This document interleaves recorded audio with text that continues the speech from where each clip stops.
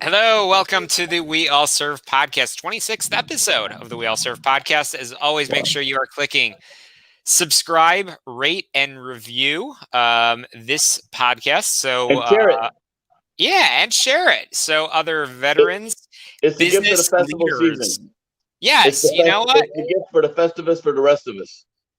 You know, Angel, did you start this podcast with a little bit more, like a higher dosage than usual? Yes. Okay. Yes. Cool. Yeah, I'm mainlining Adderall. It's wonderful.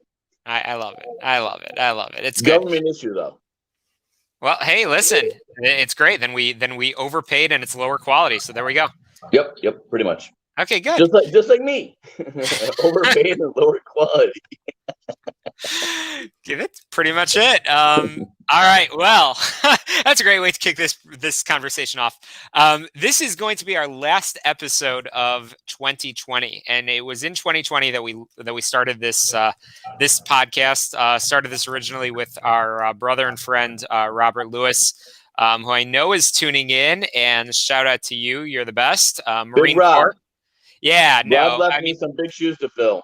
Semper Fi. He's good, man. Yes, big shoes to fill. And Angel, you have basically filled in the pinky toe of those shoes. So thank you for under promising and frankly under delivering. I appreciate it. I do under deliver. It's very consistent. I'm very consistent. In 2020, it's my COVID excuse. I blame everything on COVID. Your shoes are untied. It's COVID. Well, COVID this year. That'll be interesting as we move into 2021. What the new excuse will be, right. But we do have a great conversation scheduled for next Tuesday. Yeah. We are chatting with retired Brigadier General Steve Kurta, so we're really excited for that conversation. We've got a great lineup in store, so make sure you're going on social media, liking, and like we said, sharing, subscribing, reviewing. Our listenership is shooting through the charts, which Angel, I have to share some of the data with you. But very pleased with how things are going, and that's because we're providing information. Ultimately, our guests are amazing people that really are committed to those values of we all serve. And today's conversation is no different. But Angel, before we bring in our guest, how are you celebrating this holiday season in the midst of COVID? I went and visited with some friends, and we had we started with a big fat Greek Christmas. That was interesting. And then this holiday season, I think I'm just going to keep it low profile and kind of quiet here at the house for New Year's Eve, and just have my own little dance party at the house, get a little disco ball light and some electronic dance music, and pretend that I'm overpaying for drinks and champagne, but Okay, well, hey, listen, that's good. That's great. That sounds like fun. It will basically be, you could do it like submarine focused or something like that, like a theme of like. No, I wear a onesie. I have a Captain America onesie, and it's funny because the Captain America onesie outfit actually looks like Captain Puerto Rico, so it's pretty great. That's awesome. That's awesome, man. Well, definitely, I'll say it now and I'll say it before the end of our conversation. But a happy New Year to everybody tuning in. And it's been fun. So we've got a lot in store for 2021. And I hope that 2021 will be an even better year. Won't take much. I mean, the bar is set pretty low. So looking forward to it. But with that in mind, I'm going to bring in our fantastic guest, retired Lieutenant Commander David Trenholm. And I have to say, Angel really put the pressure on me to get a brother in blue on this conversation, because I think we were a little overwhelming with all the Army conversations. So hey, I'm glad to do it. Angel, this is all for you. And David is as mentioned, retired as a lieutenant commander. Went through boot camp at Recruit Training Command, Great Lakes, Illinois, actually from Rockford, Illinois. So lots of those connections with our friends in the Chicagoland area. He attended flight school in Pensacola, Florida, and he went to Boost, which is really interesting. He went from being an enlisted guy to being an officer through the what's called Broadened Officer Opportunity Selection training. So he had like a year to get him up to speed where he needed to be in college, and then he got selected after being enlisted, and he rolled right into that. So that's a pretty great thing, having held both roles, enlisted and officer. Angel, should we even bring David into the conversation? You might just be able to talk about him. I just talk to him. I'll just talk about him. I'll just tell him. Yeah, bring David in. I will. But David has earned a double bachelor's of science in finance and real estate at Florida State University. He is currently. Yes, indeed. Yes, indeed. He also has a master's of science in operational management from the University of Arkansas. Super involved in veterans service organizations, which we will absolutely talk about in the over the course of this conversation. And now in 2020, David is at Bank of America and came in through the Global Technology and Operations Military Development Program. And he currently works as the business support lead for the Wealth Management and Banking Operations Department. So without further ado, David Trenholm, welcome to the program. Thank you, Scott. Thank you, Angel, for having me on today. I really appreciate it. You bet. It is a pleasure. Angel, you know what? Navy guy, you get to take this one away. Cool. So, David, thanks for being on today and wrapping up the 2020. And we're finishing it up on a really high bar. We got you and we got 2020. So there's that. Thank God next year we got Steve Curta. But I want to talk a little bit about your journey and what took you from Rockford. You have a lot of really interesting key things that you didn't have a traditional, more what I would consider traditional is you go to college, you go to flight school, you go fly and do fun stuff. What you did was you came in as a yeoman, which is near and dear to my heart because I was an admin weenie, and then you got selected for Boost, and then was Boost in San Diego at that time, or was it in Pensacola or Newport, Rhode Island? It was probably its second or third year in Newport, Rhode Island. It was no longer in San Diego. That's too bad because that was a good deal back then. And then you went to flight school, and I'd like you to walk me through the pivot point when you decided, and who kind of inspired you to apply for an officer program, because a lot of guys don't think that they can apply for those kind of programs, and I'd like to hear about that. So, I enlisted right out of high school, 17 years old. I was a hard charger. One great thing my dad taught me is work hard and, keep going from there. But, I got promoted at Bootcamp from E1 to E2. Timing was perfect. I made E4 on my first try up. So a year and a half, I was already in E4. Wow. And I was at VFA-106, which is the F-18 FRS squadron back when I was at Cecil Field in Florida in Jacksonville. FRS is fleet replacement. It's like a training readiness squadron, right? Yep. It's pretty much where they teach everybody how to fly the F-18, that squadron. So the entire reason I even joined the Navy was to go to college. I'm very patriotic and everything, but my priority number one goal was to go to college. I came from a lower middle class family, that didn't have the funds to send me to school. I wasn't smart enough to get a scholarship. I wasn't athletic enough to play D1 football or anything. So I looked at my alternatives, and hey, the Navy said, "Hey, we'll pay for college." And I went that route. And with my hard work, looking around the squadron, my first year, I saw people getting picked up for an officer program, and I was like, that'd be cool. I had a great mentor, my LDO admin officer, along with several other officers I worked with that were the operations officer. And as a yeoman, I actually spent a good portion of my time working directly for the XO and the CO of the command.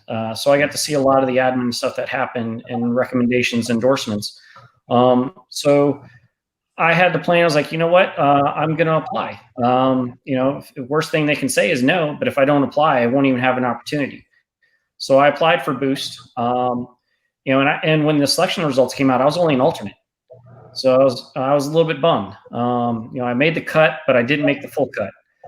So I, at that point, decided, I'm going to go to Bahrain. There's an admiral out there that'll look better on an officer package. I can work in college a little bit more. But 2 months before Boost classed up, I got a call from CNET that said, "Hey, you still want to do this?" And I was like, "Of course I do." So I got an org mod, headed up to Boost, spent a year. It's pretty much a Navy college prep school, really geared towards people that have the ability but just didn't have the grades in high school to go directly from high school to college.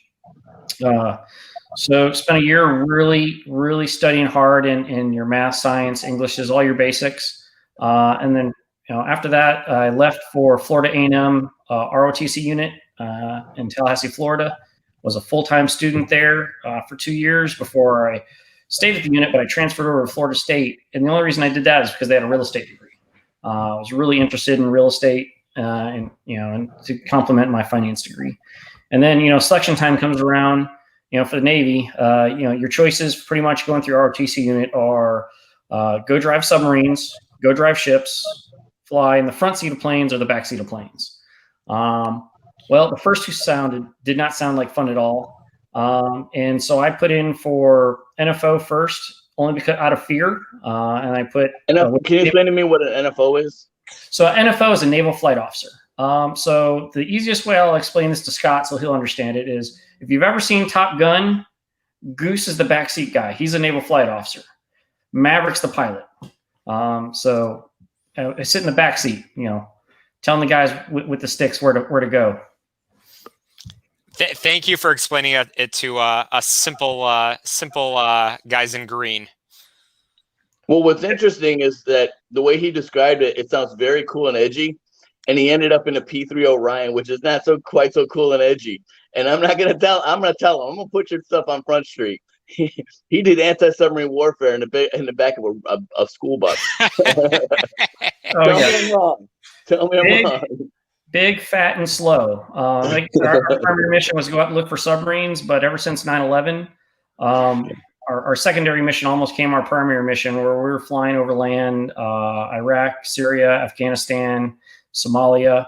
So I've probably spent half, if not more than my flight time. I've got over 2,000 hours flying in the back seat, and half that was flying over land in combat zones. Either. So did it pivot from anti-submarine warfare to more intelligence gathering and studying troop movements and things that were happening down below?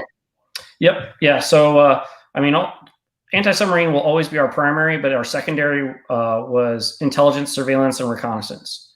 So some of our missions included going out looking for targets, doing what we call pattern of life, looking at a target and studying it for a long time and collecting data and giving it to intel personnel to decide what to strike, when to strike. Other things we did was like convoy escorts. So we did a lot of follow along of guys in green, whether the Marines or Army, looking for any disturbed surfaces, trying to prevent any sort of IED issues and get our guys home, or other things in takedowns. So if guys are going on a compound, we're flying overhead with a camera, saying, hey, we've got squirters over here, or look out over there, or just being a good backup, to prevent any sort of ambush or anything happen to our guys on the ground. It's interesting. It's interesting to see how you guys pivoted and ultimately supporting it in the Army, because during that period of time, I remember that a lot of Navy folks were doing these things called individual augmentations, and they were filling Army roles where you would go, you would leave your regular job, you get picked, you get voluntold, you go to like Fort Jackson or Fort, I don't know, some RDAs. You play Army for a little while. You learn what the ranks are, and you learn to wear the uniform. Then you go fill an Army billet because they were having a hard time during those days. You remember those? Quite a promotion. I like it. So I was actually supposed to do one of those. So I went to, I want to say it was Fort Jackson, did all my hut training. Learned how to shoot the rifle in the right direction, and did pretty well. What was really cool is I was supposed to go to Pakistan for a year. So I got to go to Fort Leonard Wood to do a anti-terrorism driving course. Probably the greatest. In the woods. Oh, yes. Hey, I spent 6 months there. Hey. It was the greatest school I've ever done, that was paid for by the military. And then, when time came, this was back, 99, 2000 timeframe.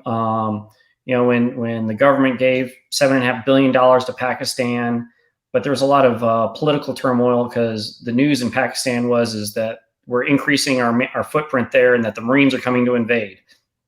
So after trying for 6 months, I was never able to get my visa to go to Pakistan, even though I did all the training. And for pretty much 6 months, I was on like, what we would call a ready one, just waiting for that call. Hey, grab your bag and head to the airport. You're heading.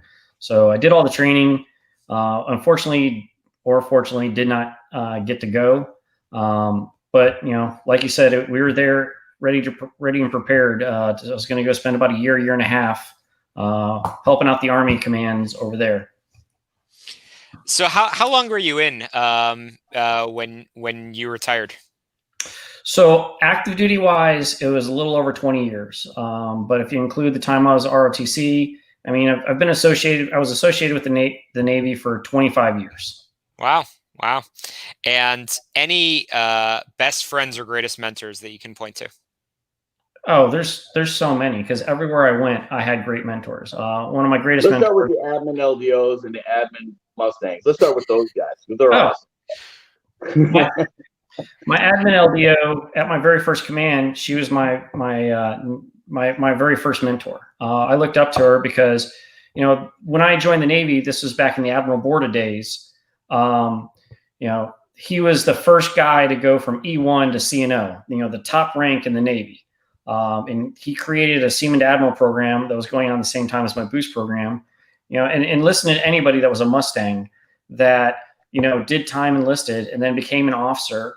I thought, for number one, were some of the best officers they ever were, because they knew, number one, how to motivate and treat enlisted personnel better than anybody else, in my opinion.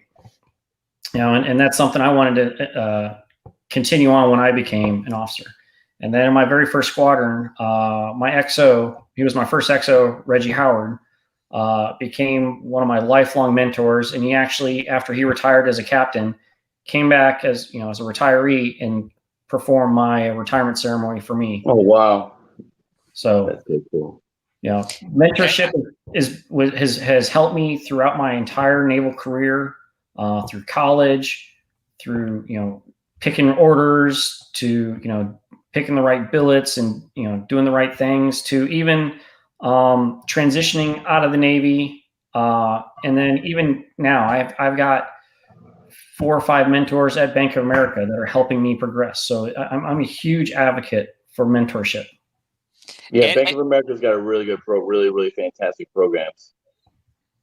And I want to get deeper into that, but I mean, David, going back to the very beginning, why did you join the Navy? So, I mean, number one was to go to college, to fund college. And little did I realize that I joined the Navy, they would send me to college to get my bachelor's and pay for a master's. And that was my number one. Number two, I wanted to see the world. I wanted to travel. Joining the Navy allowed me to visit about 20 different countries, along with flying missions over probably another 20 or so as well. Seeing different cultures, different parts of the world. It's a very humbling experience when you're stationed in Djibouti and you go to an orphanage in Djibouti and just seeing, what they're going through, and compared to what we complain about, first world problems versus third world problems, it brought a huge light to me. It's like, you know what, things aren't as bad as I think they are. When there's people in the world that have it way worse than us, and we're complaining about internet service. I'm still complaining about internet service because I got jumper cable and it's still not working well, so I have to be on my phone. It's very, very humiliating. I'm calling Comcast and Xfinity, and they're all getting a chewing. But yeah, I totally agree. And when you sit down and talk to a lot of civilians, I think that's one thing that's great about the military veterans is having that perspective, that truly grounded global humanitarian perspective.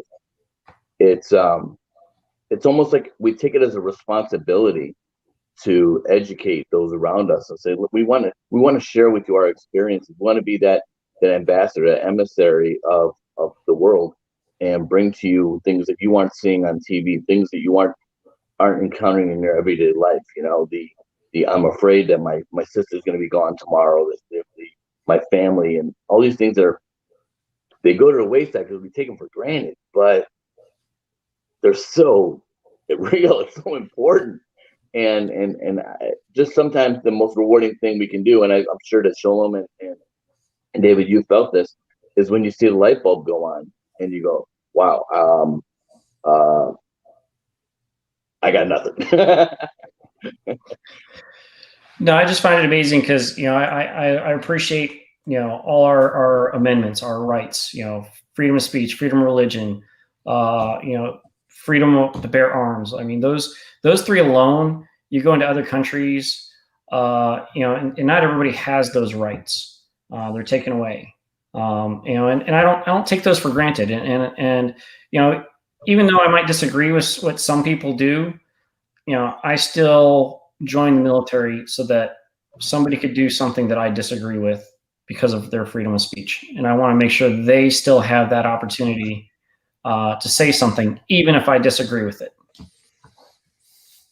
Yeah, absolutely. Absolutely. And you, I know, have been deeply involved, as I mentioned in your intro, in continuing to serve, which is a common theme from all of our guests that we have had on the program, of continuing to be involved either in veteran service organizations or just in community in general. And as we always say, and I know we were joking about 2020 earlier, we all know somebody that has been affected through physical health, mental health, employment.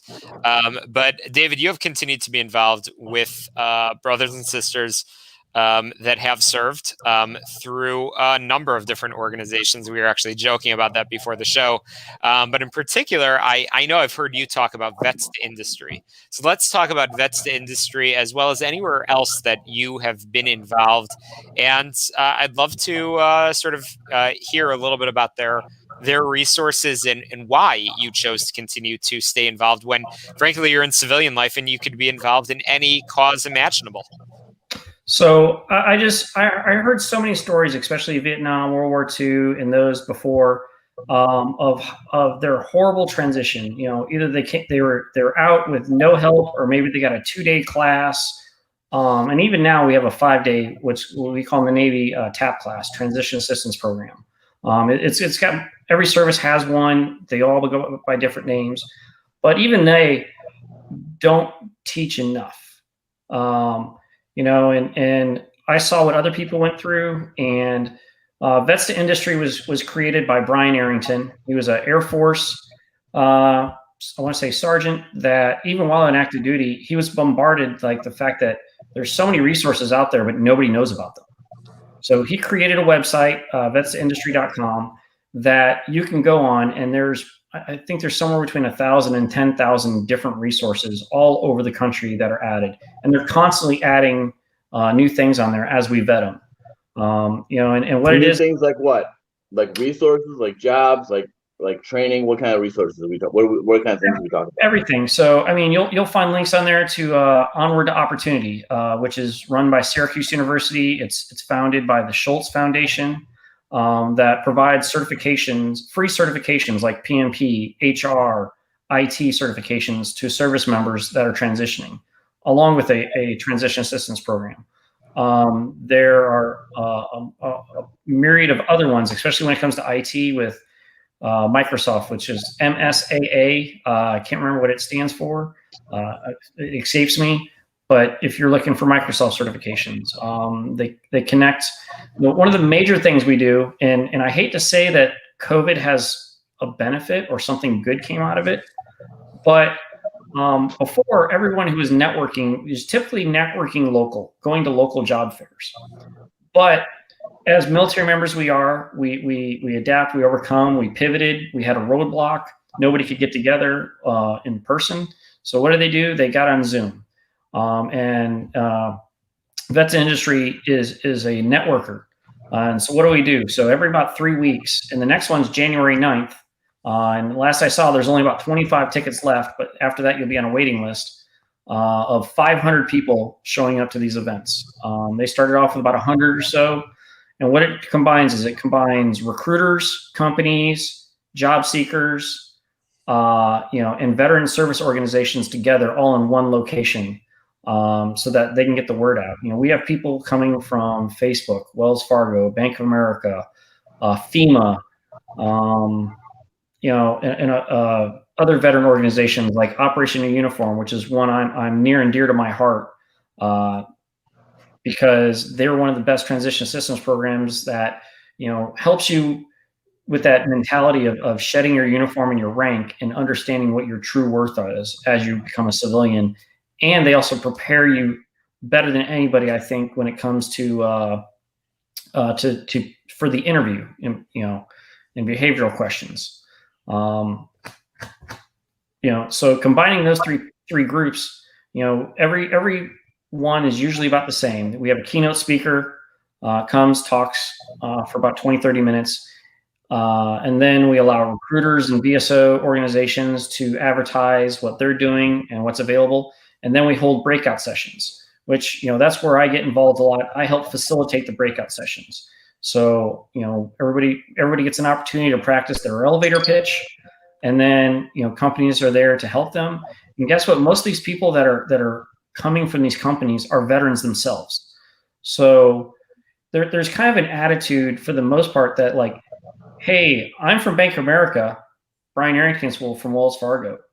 I'd love for you to come work with me, but not everybody's a good fit or in the right location. And if I don't work for you, my friend Brian, with Best Industry, he's at Wells Fargo. They're in different locations. Personally, we all care about that veterans, military spouses, and transitioning service members find meaningful careers, not jobs. We don't want them taking the first thing that comes to them. We don't want them underpaid. We want them to have successful careers that will last a lifetime. Yeah, that's awesome, and thank you for doing what you were doing.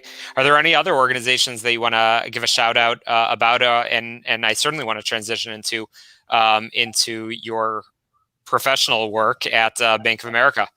Sure. A couple other ones I highly recommend, when we talk about mentorship, is ACP, American Corporate Partners. ACP will... I'm an alum. You're one? Yep, I went through it. Yeah, I use them. He's the director of UBS Financial in New York City. He's amazing. We're still great friends. I went through the whole year program. It was wonderful. Talk about setting me straight. Oh my gosh, just incredible people. Yeah, and four block too. Oh yeah, so I've utilized them myself. I have nothing but great things to say about them. I'm holding off to becoming a mentor with them for about another 6 months or so. I want to get a good year out. And another great one is Veterati, Veterati.com. What they are is one-on-one mentorships. So it's kind of more of an a la carte. So you can have one session with somebody, you can have 100 sessions with somebody, or talk to 20 different people and get 20 different opinions on transitions. Or also do if you're looking for somebody in Amazon, you click on Amazon, you type in Amazon, 5 people from Amazon pop up, and now you can do an informational interviews like, hey man, tell me about Amazon. So that they can figure out where they want it to work and where they don't want to work. And let me see what else. This is a great one, and I know it's more of a local, so I'm a huge supporter of Veterans on Tap. It is a local Jacksonville veterans organization for networking. They also do some education pieces. Once again, bringing employers and service members together looking for careers. There's a similar one down in Orlando called Orlando Beer Drinking Club. We changed our name a little bit to Vets on Tap because we wanted to keep that kind of beer drinking thing, but without, the whole emphasis being on beer. So we actually meet twice a month at a veteran-owned brewery and then twice a month at a veteran-owned coffee house. Because Winos for War was taken. Exactly.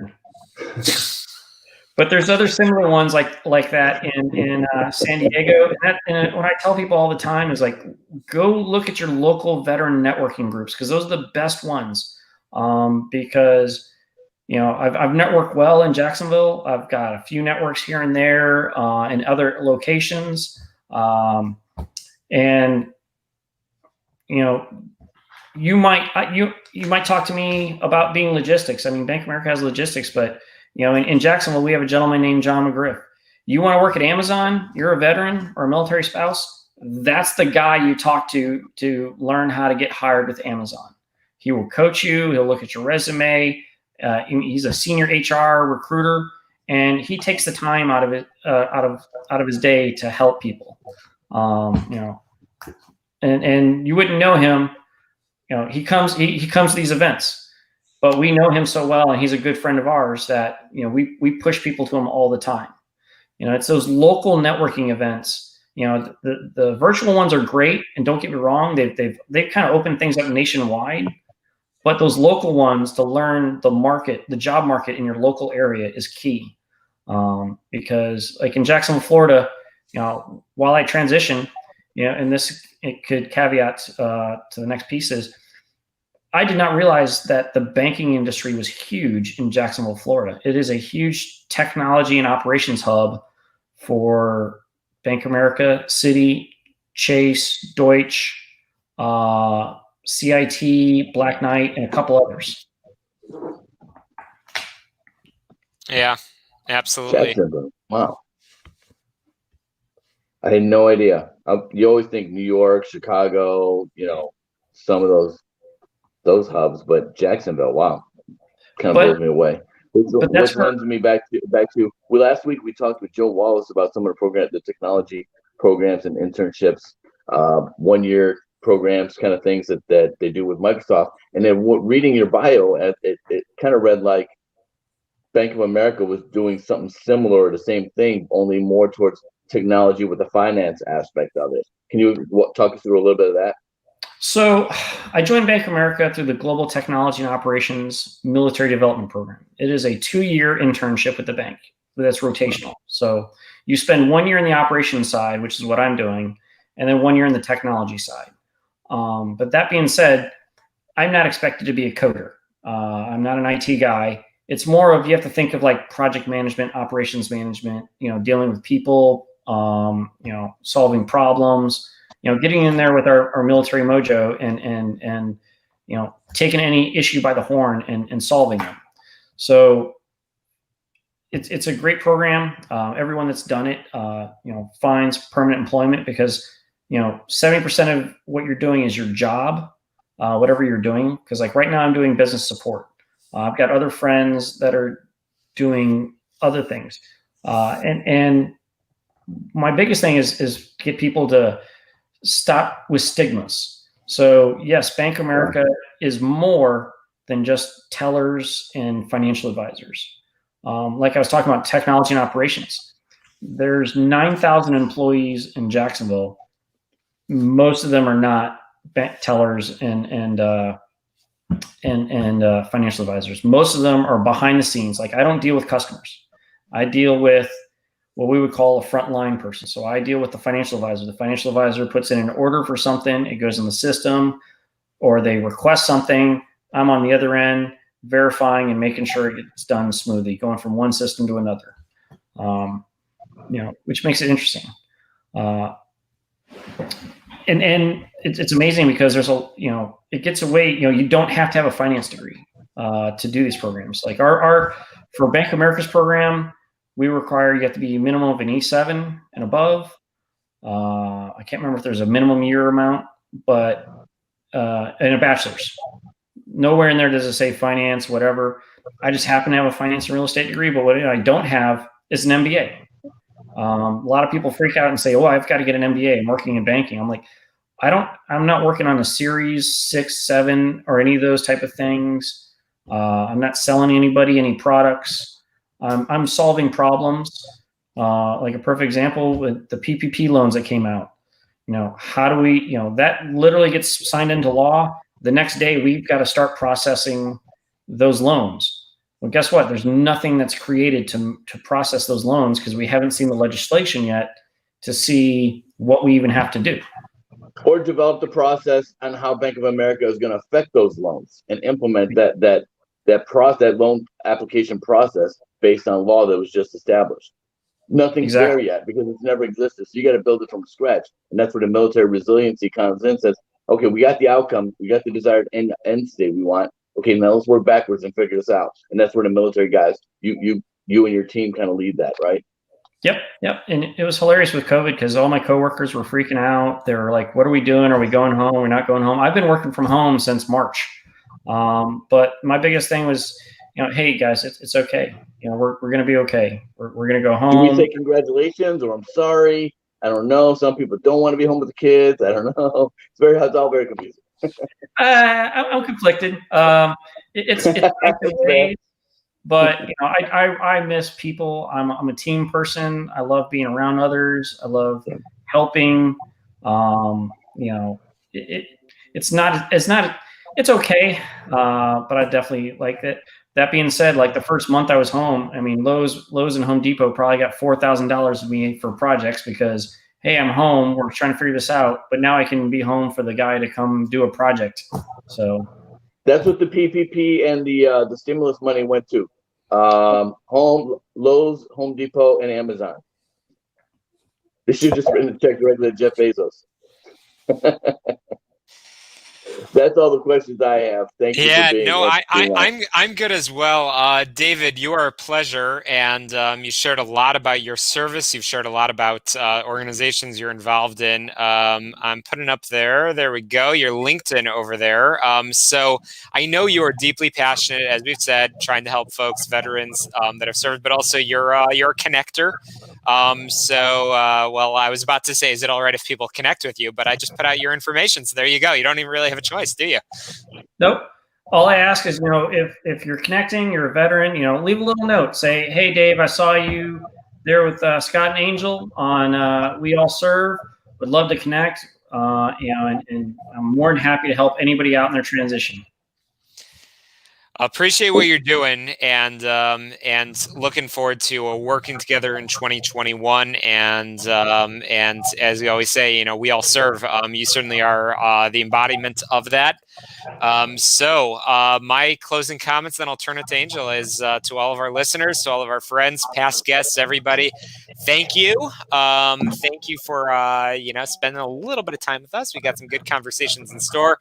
Rate, review, share, makes it easier for people to find it. Happy New Year, everybody. Angel, thanks everybody in 2020 who's dialed in and listened to us, and that just serves as encouragement. It validates and Shalom and my passion for doing this, and kind of it's a little pat on the back that makes us go, man, we're doing something here. We're making a difference. We're reaching people.